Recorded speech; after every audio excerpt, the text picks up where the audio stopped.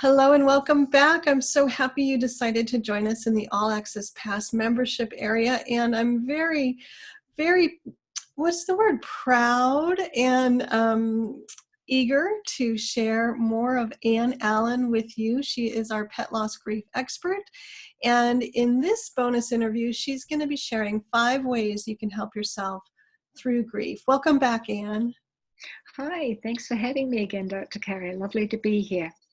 And I love that this interview is just going to kind of piggyback, just naturally flow from the conversation we had in the main summit interview into more specific ways that people can help themselves as they go through the totally natural, it's okay grieving process. Yes, absolutely. And we had finished the other interview talking about our animals and how they grieve and that they might be showing different signs. So I thought this would be a great way to tie that together with how we can help our companion animals as well as ourselves grieve, because they're really interchangeable and interconnected. Because as I was explaining before, when we're grieving, we are usually putting out different energies. We're usually acting or reacting in a totally different way. And of course, our animals, our beautiful bond that we have with our animals, they pick up on the subtlest of things, as you all know, and they know when we're out of sorts, and then they're going to be reacting to us. We're going to be reacting to them, and oh my goodness, it's just one big tailspin. So the first thing I want to talk about is please, please, please don't consider yourself as broken. A lot of people say, Ann, I'm broken. I say, no, you're not broken, but you probably have a broken heart. I wish that word would be taken out of the English language or used in the proper context, because when we're grieving, we're in a place of such pain and despair, and we oftentimes don't know what to do. We don't know even the next step to take. And some people will try and be strong and keep it all together and think that they have to be the one in the family that keeps things going, because if not, the family's going to fall down, or whatever the case may be. But wherever you find yourself, just know that you are not broken, and there is a way to get through this. So that's the first thing. And we also, of course, just to piggyback on that again, just as Dr. Kara was reiterating, it is all normal and natural, and we can have an incredible spectrum of emotions over this, from anger to absolute euphoria, depending on the circumstance.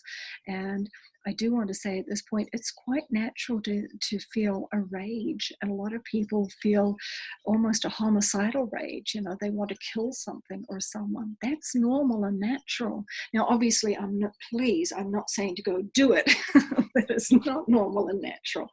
But to have that feeling, that can scare people. It can really scare people. It's like, oh my God, I never knew I could feel so angry. So just know that that is normal and natural. And if you're in that kind of situation, then yes, you probably are going to need some help. The second thing I want to talk about is meet yourself where you are. Meet yourself where you are. And what I mean by that is that sometimes you may be dealing with a recent loss, or just as we discussed in the previous interview, it could be that this most recent loss has actually triggered some pain from unresolved grief in the past. So it could have been many, many years ago that you had this loss. Either way, that pain will be there. And when we're talking about the pain is actually caused by undelivered communication, because that's what's really at the basis of grief. The things that we wanted to be different, better, more, all the hopes, dreams, and expectations we had that were related to a person, place, or thing, or an animal, of course. So undelivered communication is really what our pain is about. And when we can realize that there's going to be a lot of things that we wish had been different, better, more, or hopes, dreams, or expectations that were not met in any of our relationships, that now is like an open wound, because they all just come up and cause that total confusion and chaos, which ends up as the messy result, which is grief. So meet yourself where you are. Be gentle with yourself. Be gentle with yourself. And I'm going to say it one more time. Be gentle with yourself. Stop beating yourself up. So many times, again, we think we have to be strong. We think we have to have it all together. We can do so many things in our lives. We can figure it all out. Why can't we figure this out? Well, it's because we haven't been taught how to figure it out. That's the problem. Most of us don't know how to deal with our grief. We don't have the knowledge. We don't have the steps to take to do it. So please be gentle with yourself and know that this is going to take some time for you to come to terms with it, for you to come to the realization that you're going to get the help you need so that you can recover from it.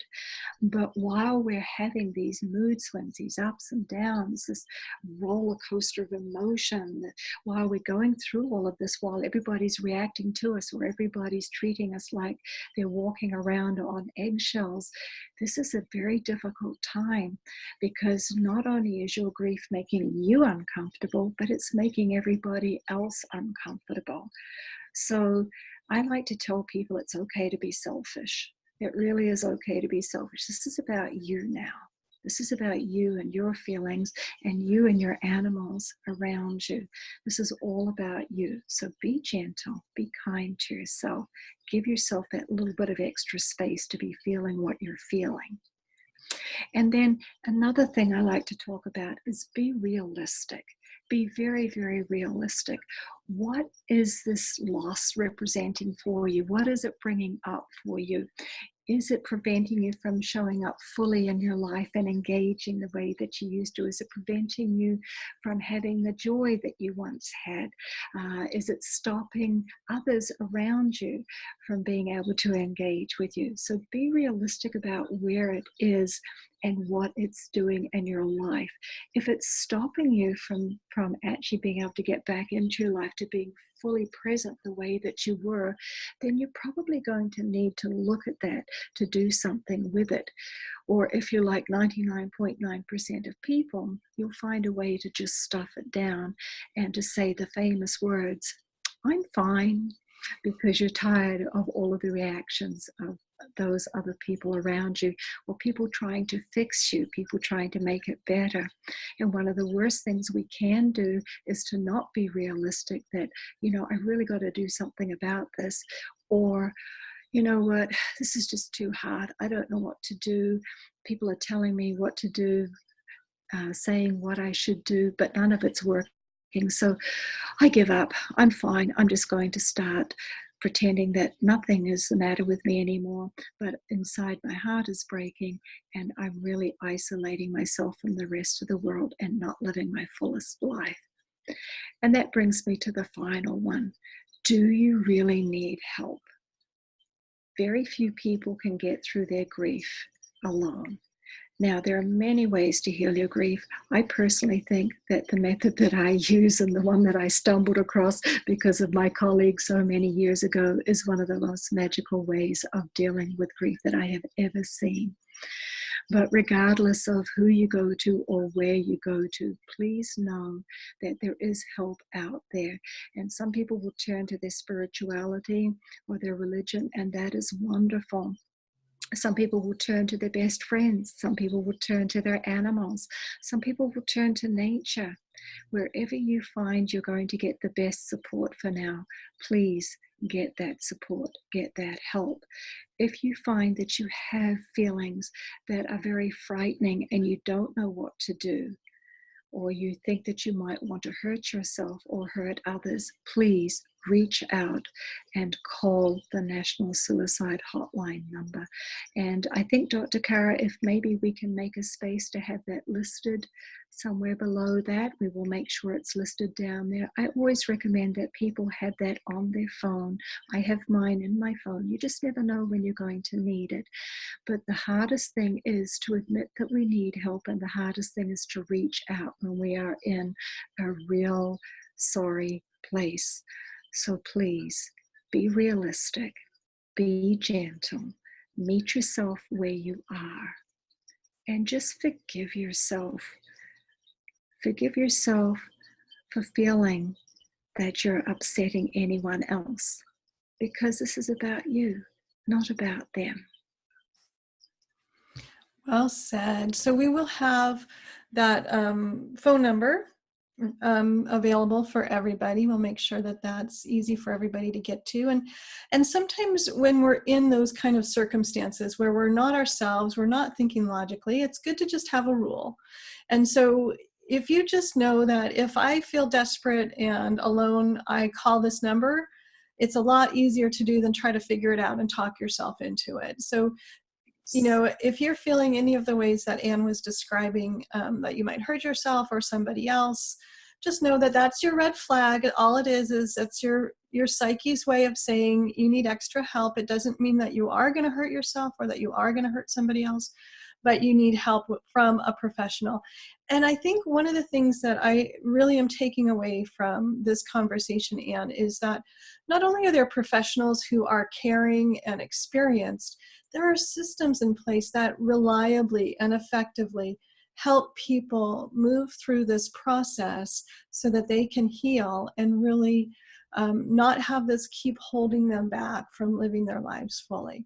So not only are there great people, there's great resources. And of course, you can start with Anne's website, but I love all of the tips you shared with us today, Anne. Thank you so much. Well, you're very welcome. Thank you very much for having me, Dr. Kara. And is there any last final words of wisdom you want to share with us before we wrap up? Oh, just take very good care of yourself. Lovely. We'll end on that note. Thanks everybody for being here. Take very good care of yourself, whether you're grieving or not, and know that this community is here to support you and love you, and we see you, and we are happy that you're here. So we look forward to connecting with you again, and for now, bye everybody.